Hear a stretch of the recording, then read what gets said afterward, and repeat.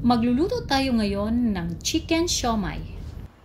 Half kilo ng ground chicken, isang carrot, garlic, onion,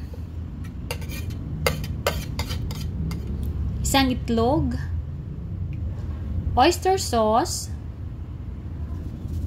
asin, white pepper, seasoning, 1/3 cup na cornstarch.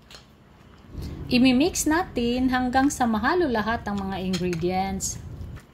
Pagkatapos, ibalot na natin sa siomai wrapper. So, mag-scoop lang tayo ng 1 tablespoon tapos ipa-flatten natin. Then, i-fold natin gamit yung dulo ng kutsara.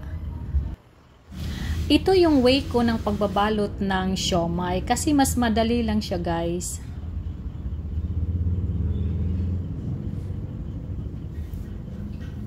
So, after nating mabalot lahat, maglagay lang tayo ng oil sa steamer para hindi siya dumikit. Tapos, i-steam na natin ng mga 30 minutes. So, ito na siya, guys. After 30 minutes, lagyan natin ng kalamansi. Sweet and spicy na bagoong kasi wala akong chili sauce. Kaya, yun yung nilagay ko. Tapos, maglagay din tayo ng liquid seasoning. So, that's it. Bye!